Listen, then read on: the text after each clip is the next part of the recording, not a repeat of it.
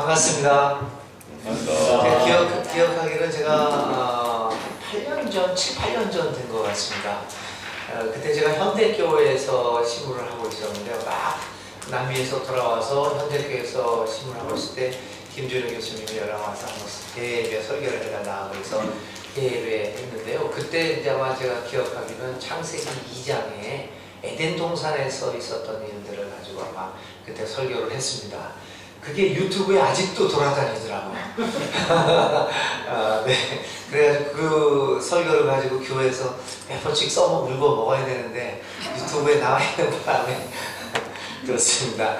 네, 오늘 이제 한 7, 8년 만에 다시 이렇게 왔습니다. 그동안에 저의 삶에도 변화가 많아서 그 후에 이제 현대교회를 사임을 하고 멕시코 장로교신학대학으로 가서 한 4년, 만 4년 동안 조직신학 또 선교신학 가르치다가 이번에 이제 작년 2월 달에 연구학기로 이곳에 왔다가 그만 이게 순천중앙교회 어떻게 전혀 생각지도 않던 교회에 붙잡혀서 거기에 이제 담임으로 갔고 이제 어제 위임 목사로 취임을 했습니다.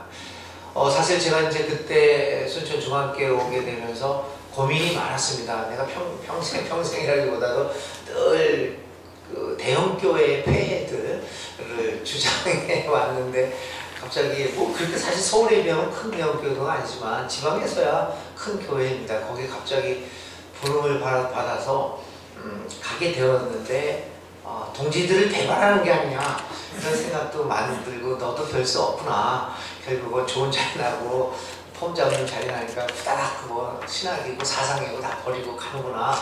그런 소리를 들을까라는 고민도 했지만 우리 장로교에서 칼빈이 얘기하는 것처럼 강권적인 예정되어진 그 예정론에 의해서 제가 이제 갔습니다. 근데 가자마자 또 김준우 교수님이 기억해 주셔서 저를 여기 예수 세미나의 개예배로 설교자로 초청해 주셔서 정말 감사했습니다. 왜냐하면 그런 큰 교회 가고 그랬는데 저를 불러주신 거 보니까 이 사람이 아직 변하지는 않았구나 라고 김 교수님이 생각을 하신 게 아닌가 해서 나름대로 위로 받았습니다. 감사합니다. 오늘 제가 여러분들하고 말씀드리고자 하는 것은 이미 거기에 다 나와 있는데요. 촛불 광장에 선 교회, 촛불을 든 예배. 그래서 촛불 광장에 서신 예수님에 대해서 한번 생각해 보려고 이 자리에 섰습니다. 비유, 오늘 불의한 재판관과 문을 두드리는 여인에 관한 이야기입니다. 여기에 대해서 이제 그 앞에 내용들은 여러분 글이 다 있으니까 보시고요. 비유의 내용. 그 다음에 비유의 위치와 상황도 거기에 이제 기록이 되어 있어서 또다시 반복할 필요는 없다고 생각합니다. 오늘의 비유의 가르침은 무엇보다도 종말론적인 삶의 태도와 연결되어지고 있음을 보게 됩니다. 특별히 오늘의 비유의 마지막 부분에서 인자가 올 때의 세상에서 믿음을 찾아볼 수 있느냐라고 하는 질문을 통하여서 비유의 가르침이 종말론적인 하나님의 나라의 도래와 깊은 관계가 있음을 강하게 보여주고 있습니다. 그러나 또 다른 한편으로 종말론적인 상황을 넘어서서 그 기대를 넘어서서 저는 본 비유가 제자들이 당면하고 있던 그 당시의 현실적인 삶의 모습을 반영하고 있다고 볼 수 있습니다. 제자들은 바리새파 사람들을 비롯한 당시의 종교의 기득권자들, 사회 정치 기득권자들에 의해서 억눌림을 당하고 있었음에 또 그리고 무시당하는 삶을 살고 있었음에 틀림없습니다. 불의한 재판관으로 상징되는 당시의 그 기득권층들은 종교, 사회, 경제, 정치 그 모든 기득권자들은 예수님과 또 그의 제자들의 소리에는 전혀 귀를 기울이지 않고 있었을 것입니다. 이러한 척박한 현실 속에서 도대체 변화가 있을 가능성이 없는 상황 속에서 실망과 낙심에 빠지기 쉬운 제자들 그리고 나름대로 정의의 삶을 살아가기를 원하는 사람들은 오늘의 비유를 통하여 격려와 위로를 받았을 것이 틀림없습니다. 실망하지 않고 포기하지 않으면서 꾸준히 자신들의 목소리를 내야 한다라고 함에 대한 격려를 받았을 것이 틀림없습니다. 이처럼 본 비유는 종말론적인 의미와 현실적인 의미의 양 측면을 가지고 있는 비유라고 저는 생각을 합니다. 그러면 본 비유의 구체적인 의미는 무엇인가를 잠깐 살펴보시고, 그리고 그 비유의 의미를 오늘 우리의 구체적인 삶 속에 어떻게 적용할 수 있는가, 특별히 광장에 서 있는 교회, 또 촛불을 들고 하는 예배, 이러한 예배와 연결하여 이 비유는 오늘 우리에게 어떠한 구체적인 의미를 주고 있는가라는 것을 생각해 보아야 합니다. 그런데 여러분, 이 비유는요, 대부분의 교회에서 이 비유를 엉뚱한 목적으로 사용을 하고 있는 걸 우리들이 다 압니다. 여러분, 강청기도라는 거 이야기 들어보셨죠? 그 LA에서 그 성결교 중심 강준민인가? 그렇죠? 강준민 목사가 한 20년 정도 됐을 것 같아요. 그 책을 썼는데 그게 강청기도입니다. 그래 아주 기독교인들에게서 베스트셀러가 됐던 그 책인데, 안 읽은 사람이 없을 정도였죠. 뭐 1000만 기독교인이 다 읽었다고 해도 과언이 안 될 정도로 유명한 책이 이제 강청기도였습니다. 저는 목회를 하면서요, 순천중학교에서도 교인들한테 책을 권합니다. 그러면서 제가 하는 얘기가 베스트셀러 된 기독교 서적을 읽지 마십시오. 여러분들의 영혼을 피폐케 하는 겁니다.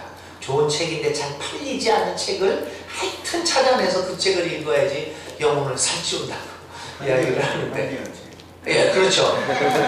그래서 저는 수교를 많이 하고 있습니다. 교육자들이 역사적에서 도미니크 크로스 뭐 이런 거 공부하고 있습니다. 그런데 하여튼 강청기도 굉장히 베스트셀러가 되었어요. 이건 뭐냐면, 오늘 이 비유를 사용해서 하나님은 이 강청기도나 이런 류의 해석에서는 이 불의한 재판관을 하나님으로 생각을 합니다. 그러니까 그 불의한 재판관이 어떻게 해서 기도를 들었느냐, 끊임없이 요청했기 때문에, 그래서 그 하나님께 실망하지 않고 그냥 강청을 하면은 귀찮아서라도 너의 소원을 들어줄 것이다 라고 하는 이렇게 가르침을 주기 위해서 이 비유가 정말 무수히 사용되어져 있습니다. 사실 기도에 있어서 끈기와 인내를 가지는 것은 정말 중요하지만, 그리고 필수적인 것이지만, 그러나 그것이 강청이 되고 집착이 되어버린다면 그것은 올바른 기도 생활의 모습이 아닐 것입니다. 그러면 오늘 비유는 결코 강청 기도를 뒷받침해주는 그 말씀은 결코 아닌 것입니다. 본 비유의 가르침의 중심은 종말의 도래에 있습니다. 하나님 나라의 도래에 있습니다. 하나님 나라는 올 것이라고, 반드시 올 것이라고 하는 가르침입니다. 불의한 재판관이 하나님 나라의 오심을 방해하고 있지만, 그러한 것은 그것을 넘어서서 분명히 하나님의 나라는 올 것이라는 것입니다. 이 바리새파 사람들은 하나님 나라가 언제 올 것인가를 묻고 있었습니다. 그렇지만 사실 그들은 하나님 나라를 정말 갈망해서 이렇게 기다리고 있었던 것은 아니었죠. 바리새파 사람들과 기득권층에게 하나님 나라의 오심은 그리 반가운 것이 아닙니다. 오늘의 삶이 만족하고 너무나도 좋은데 그것을 뒤집어 놓는 하나님 나라의 오심이 어찌 반가울 수 있었겠습니까? 예수님이 줄곧 가르치고 있는 하나님 나라의 성격 중에서 두드러지는 것은 뒤집기입니다. 뒤집어짐입니다. 수많은 마리아 창가에서도 우리가 보고 이 산상수훈에서도 보고 그러지만, 예수가 말하는 하나님의 그 나라의 중심에는 변화, 다시 말하면 혁명, 뒤집어짐이 있음을 우리는 보게 됩니다. 그런 하나님 나라의 오음을 반가워할 사람이 누구겠습니까? 뒤바뀜의 나라, 하나님 나라의 오음을 은연중에 두려워하고 있는 바리새파 사람들의 질문에는 하나님 나라의 오음에 대한 회의와 반갑지 않음이 보이고 있습니다. 이러한 상황에서 예수는 하나님 나라는 반드시 올 것이라고 말하고 있습니다. 아무리 불의한 재판관 같은 사람들이 하나님 나라의 오음에 대하여 방해하고 있지만, 그리고 그것을 왜곡하고 있지만, 그러나 그 나라는 온갖 회방과 박해를 넘어서 오고 말 것이라는 것을 보여주고 있습니다. 그런데 오늘 이 비유에서 예수님은 어떻게 하면 왜 이런 그 하나님의 나라가 어떻게 올 수 있는가, 또 어떻게 이 나라가 우리 가운데 현존할 수 있는가에 대한 중요한 가르침을 하나 가르쳐주고 있습니다. 그것은 바로 과부의 문 두드림이었습니다. 계속해서 문을 두드리는 것, 그것으로 인하여 결국 하나님 나라는 오고 말 것이라고 하는 겁니다. 꾸준히 이 과부는 자신의 요청에 대한 재판관의 무관심 혹은 무시를 넘어서 실망하지 않고 꾸준히 문을 두드립니다. 마침내 재판관은 그녀의 요청을 들어줍니다. 그런 것처럼 우리도 하나님의 나라의 오음을 기대하면서 그렇게 문을 두드리며 살아가야 한다는 것입니다. 주위의 열악한 환경에 함몰되지 말고 꾸준히 하나님 나라의 이루어짐에 대한 희망을 살려나가야 하는 것입니다. 저는 그것이 광장에 선 교회고 촛불 든 예배의 의미, 문을 두드리는 것. 아무리 불의하고 우리의 사정을 도대체 들어주지 않는 그러한 재판관이 있음에도 불구하고 꾸준히 문을 두드리는 것이 광장의 교회요, 촛불 든 예배라고 하는 것입니다. 너무 빨리 세상에 시류와 타협하지 말고 꾸준히 문을 두드리는 노력을 해야 하는 것이고, 이러한 사람들을 통하여 하나님의 나라는 반드시 이루어질 것이라고 하는 것입니다.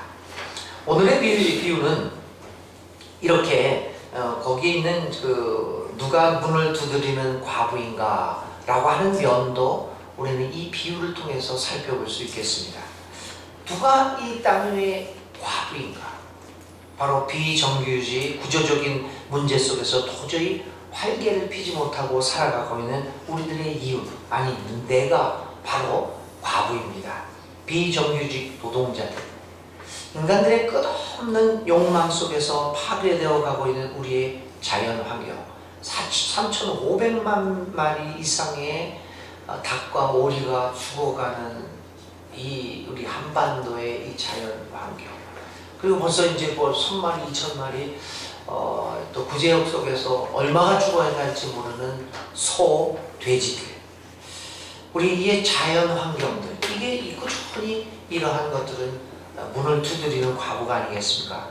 휴가에서 돌아와 제대를 얼마 앞두고 다시 군대로 돌아갔다가 전사하는 젊은 군인, 치열한 학벌 경쟁과 잘못된 교육제도 속에서 신음하며 수백 개의 직장에 지원해놓고 마음 졸이며 취업을 기다리는 우리의 청년 아들, 딸들, 한창 제잘거리며 꿈을 키워가야 할 좋은 학창시절, 학원과 학교를 오고 가면서 나이에 맞지 않게 이미 노쇠해져 가는 우리의 청소년 아들, 딸들, 양부모가 맞벌이를 하지 않으면 안 되는 형편 속에서 혼자 자라는 우리 어린 딸들, 명태의 위기 앞에서 언제 직장을 그만두어야 할지 모르고 고민하는 우리의 중년들, 대형 기업의 사업 참여로 하늘 없이 무너져가는 자신의 기업을 무기력하게 바라보아야만 하는 자영업자와 중소기업자들, 생산 능력의 쇠퇴로 이 사회에서 버려지고 있는 수많은 노인들, 종로 3과 종묘 앞에, 종로 3과 지하철역에 모여있는 수많은 노인들, 인종차별 속에서 차가운 농기를 감당하며 서글프게 살아가는 이주 노동자들과 그의 가족들, 어쩌면 우리 사회에서 발견되는 문을 두드리는 과부들의 명단은 끝이 없을 것입니다. 오늘의 비유는 우리로 하여금 이 우리의 주위에 있는 문 두드리는 과부들이 누구인가에 대하여 관심을 갖도록 촉구하고 있습니다. 각자의 삶의 위치와 현장에서 억울한 사정을 가슴에 품고 살아가면서 문을 두드리는 과부를 발견하고 그 목소리에 귀를 기울이는 사회가 되라고 하는 것이 오늘 우리 비유를 통하여 예수가 우리에게 들려주고자 하는 가르침일 것입니다. 불의한 재판관은 누구입니까? 불의한 재판관은 바로 억울함을 토로하는 과부의 목소리에 관심과 귀를 기울이지 않는 사람들입니다. 이러한 사람의 귀에 비정규직 노동자들의 소리가 들릴 리 없습니다. 입시에 시달리는 우리 아들, 딸들의 소리, 파괴되는 환경에 울부짖는 소리, 이주 노동자들의 한 맺힌 외침이 들려올 리가 없지 않습니까? 만일 오늘 여기 앉아있는 우리들, 교회를 하고 있는 우리들, 우리 한국교회, 만약 우리들의 귀에 이러한 소리가 들려오지 않고 있다고 하면, 우리가 그 소리를 듣지 못하고 있다면 어쩌면 우리들은 이미 불의한 재판관으로 살아가고 있는지도 모릅니다. 이 과거의 비유는 그래서 오늘 우리들의 교회의 모습을 돌아보게 합니다. 백목강에서 외쳐지는 그 미수습자 가족들의 외침소리, 세월호에서 죽어갔던 그 수많은 학생들과 시민들의 유가족들의 소리 전혀 들려오지 않고 있다면 우리는 이미 불의한 재판관입니다. 오늘 이 비유는 우리로 하여금 각성하게 만듭니다. 혹시 우리가 하나님을 두려워하지 않고 사람을 무시하는 불의한 재판관의 삶을 살아가고 있는 것은 아닌가, 우리를 돌아보게 만듭니다. 그러면서 오늘의 비유는 우리 안에 있는 이러한 불의한 재판관의 모습을 발견해 주고 있고, 하나님을 두려워하고 사람을 무시하지 않는 삶을, 과부의 한 맺힌 목소리를 듣는 민감성과 세밀한 배려의 모습을 가질 것을 우리에게 촉구하고 있습니다. 마지막으로 오늘의 비유는 사람을 무시하고 사람의 소리에 귀를 막고 듣지 않는 재판관이 사람의 소리를 듣고 행동하게 하는 과정을 보여주고 있습니다. 한마디로 이 비유는 그 이유를 한 가지로 설명합니다. 3절에 과부가 끊임없이 포기하지 않고 그의 목소리를 내었기 때문입니다. 그는 과부의 목소리를 오랫동안 무시해 왔습니다. 그러나 그 목소리가 계속되자 재판관이 그녀의 목소리에 귀를 기울이게 되었고 마침내 그녀의 억울함을 풀어주었다고 말합니다. 무슨 일이 발생하는 것일까요? 하나님을 두려워하지 않고, 그래서 사람 무시함으로 목소리에 전혀 귀를 기울이지 않았던 이 재판관이 오늘 회개를 한 것일까요? 그가 변화가 된 것일까요? 그렇지 않습니다. 오늘 우리는 재판관에게 회개와 좀 목사로서 좀 이런 소리는 하면은 좀 뭐라고 소리를 들을 거지만, 재판관에서 과연 회개의 변화를 기대할 수 있을 것인가? 저는 기대를 거두는 것이 오히려 우리들의 저항정신을 북돋아 준다고 봅니다. 오늘 이 말씀도 전혀 재판관이 회개하고 이 여자를 불쌍히 여겨서 변화되어서 그 목소리를 들어줬다고 얘기하지 않습니다. 전혀 이 재판관에게 회개하는 삶의 가치관의 변화가 있었다는 것을 전혀 언급하지 않고 있습니다. 아마 변화가 일어나지 않았기에 언급하지 않았을 것이 아닌가. 그는 생각했습니다. 이 과부가 나를 이렇게 귀찮게 하니 그의 권리를 찾아주어야겠다. 오늘의 비유는 재판관의 회개나 변화에 대하여 전혀 기대하지 않고 있습니다. 오히려 불의한 재판관이 과부의 끈질김 앞에서 어쩔 수 없이 그녀의 소리를 들어주어야만 했던 그 상황을 강조하고 있습니다. 오늘의 비유는 우리에게 촉구하고 있습니다. 우리는 불의한 재판관이 회개하고 변화되기를 기다리지 말아야 합니다. 그 일은 하나님께 속한 일입니다. 사람의 변화를 기다리지 말고 꾸준하게 우리는 우리의 상황에서 하나님의 나라의 목소리를 내야 합니다. 아무리 힘들고 어려울지라도, 변화의 기미가 전혀 보이지 않는다고 할지라도 우리는 우리의 목소리를 내어야 합니다. 정의의 목소리, 평화의 목소리, 생명의 목소리, 진리의 목소리를 계속해서 내야 합니다. 우리의 꾸준한 목소리 내기로 인하여 결국 불의한 재판관은 귀를 기울이게 될 것입니다. 당장 변화가 없다고 실망하지 말아야 합니다.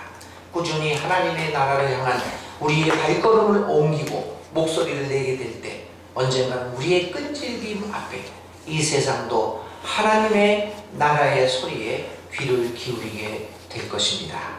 하나님의 나라에 대한 끈질김은 우리로 하여금 하나님 나라의 오에 대하여 희망을 갖게 만들 것입니다. 7절에는 이렇게 얘기합니다. 하나님께서 자기에게 밤낮으로 부르짖는 택하신 백성의 권리를 찾아주시지 않으시고 모른 체하고 오래 그들을 내버려 두시겠느냐. 문제는 그러한 믿음이 우리에게 있느냐 하는 것입니다. 그래서 예수는 오늘의 비유를 마치면서 우리에게 대묻고 있습니다. 그러나 인자가 올 때 세상에서 믿음을 찾아볼 수 있겠느냐. 사랑하는 우리 하나님 나라의 딸과 아들 여러분, 정말 우리에게 믿음이 있습니까? 이 과거의 믿음과 같이 어떤 상황을 맞닥뜨렸다고 하더라도 우리는 하나님의 나라에 오심을 생각하며 그 희망을 갖고 오늘도 문을 두드릴 믿음이 있습니까?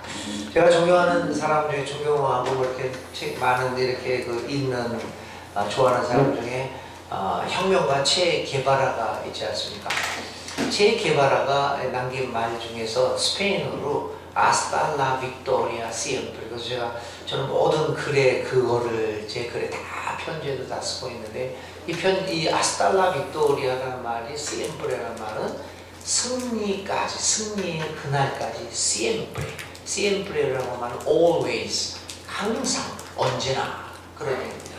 아스타 빅토리아 시엠프레, 승리의 그날까지 언제나 변함없이 우리는 문을 두드리는 그러한 믿음을 갖고 있기를 간절히 바랍니다. 그것이 오늘 광장에 선 예배, 이 교회며 촛불을 든 예배. 그 예수님은 우리들과 함께 촛불을 들고 광장에 서 있을 것으로 믿습니다. 우리 오늘도 하나님 앞에 간절히 이러한 믿음을 갖게 해달라고 간구하는 우리 모두가 되어서 결국에는 그 불의한 재판관이 우리들의 청을 들어줄 수밖에 없는 상황을 만들어가는 하나님의 제자들이 다 될 수 있기를 주님의 이름으로 기원드립니다. 기도하겠습니다. 하나님 감사합니다. 오늘 우리들에게 믿음을 주셔서 끊임없이 문을 두드리고 소리를 내는 저희들이 되게 하여 주시옵소서. 예수님의 이름으로 기도를 드립니다. 아멘.